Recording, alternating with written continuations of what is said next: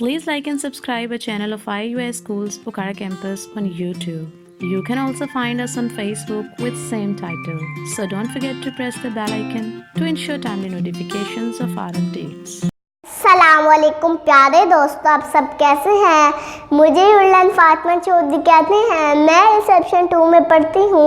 मैं 6 नंबर के मौका पर इंडिया को मैसेज देना चाहती हूँ।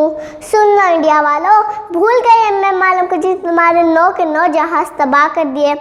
किसकी हिम्मत है हमारी परवाज़ों में लाए कमी, किसकी हिम्मत है हमारी परवाज़ों में लाए कमी। हम परवाज़ों से नहीं हौसलों से उड़ा करते हैं। मेरी वीडियो को इतना शेयर करें कि मोदी सुन ले कि पाकिस्तान का बच्चा बच्चा भी लड़ाई करने को तैयार है।